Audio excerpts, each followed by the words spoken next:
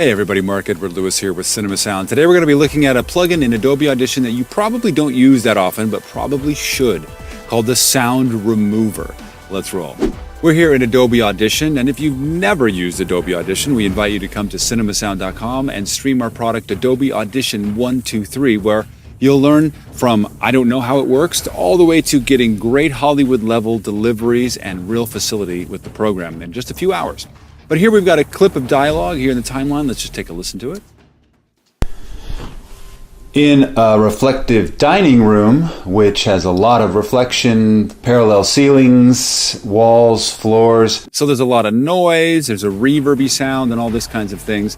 For a sound remover, we typically want to go to the Spectral View and destructively edit this because of something that Sound Remover does that none of the other, well, most of the other sound removing plugins don't do. So we're going to double click and we get the Spectral View. And if you've never seen the Spectral View before, other than the fact that it's beautiful, it's early to late. This is obviously left and this is right.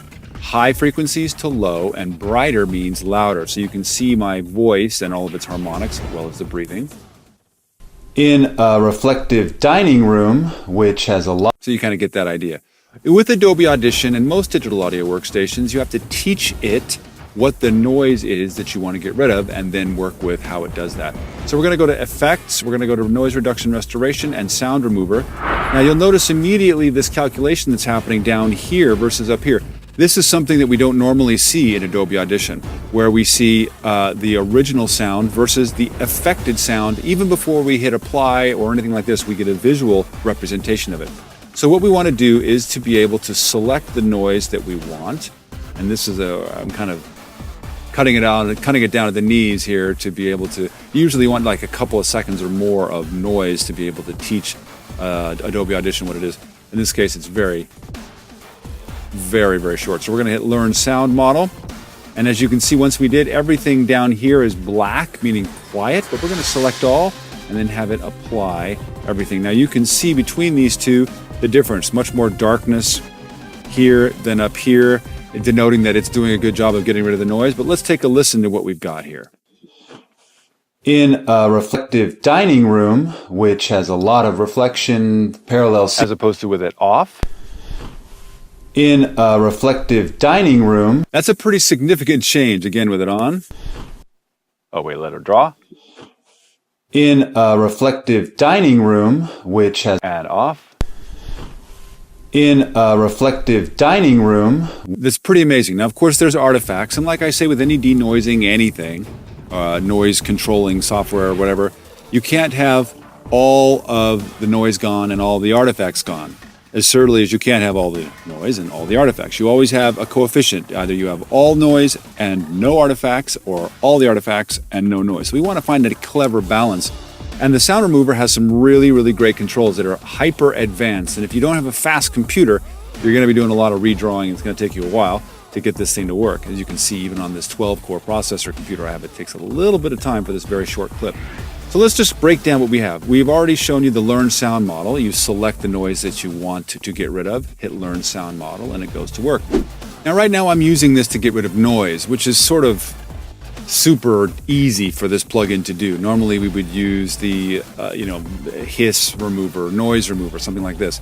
But sometimes you want to remove something that's very complicated. And the more complicated that noise, that sound model is that you've taught it, the more we have to help it understand. This is music that we want to get rid of, or some really complicated high harmonic sound. In this case, it's not going to matter that much because noise is not too hard, having a 40 to 60, 70 rating here. And then how many refinement passes on that noise model before it really gets it in its head, if you will. Somewhere in the middle for noise is fine. Enhanced suppression is another really great thing that has it built in, which for noise doesn't really matter that much. Helps get rid of some of that chirpy, artifacty stuff. In a reflective dining room, which has a lot of. And that's the kind of thing you'd hear on the reverb quite a bit. But in this case, because it's a simple just noise, it's doing a pretty good job. If we put enhanced suppression all the way up and make it think really hard. In a reflective dining room, which has a lot of reflection. There you can hear a ton of that chirpiness. And then if we just turn it off altogether, you can even show it up here, see it show up in the graphic. In a reflective dining, much more natural. Now, when we get down to the actual content complexity, this is just dialogue, so we don't have to worry about it too much. But if we want to run this all the way up, let it think real hard about this. There we go. Not much changes. In a reflective dining room, which has a lot of reflection, it's pretty much the same. There's a little bit more edge. I like to keep it here. And then content refinement passes, much like the sound refinement, only we're dealing with the actual content itself. Let's run this all the way up. Lots of thinking. In a reflective dining room, which... And then if we turn it all the way off, much less thinking. In a reflective dining room... Doesn't enhance too much, especially with noise versus speech. If we had a really bad noise situation, then maybe this would matter. The big one that you want to have on is this right here. Enhance for speech. Watch. If I turn this off. In a reflective dining room, which has a lot of reflection. It's doing a lot more mathematics and getting rid of its machine learning to know what speech is. So we always want to have this on for dialogue. And really, this plugin does a superior job to me than any of the other anti-noise plugins that are available in Audition because of its robust nature. And that there are 3 different anti-noise plugins built into Audition means you've got a lot, actually there's 4. You've got a lot of ability to find just the right way to get rid of noise in any badly recorded dialogue, or even dialogue that just needs a little bit of help.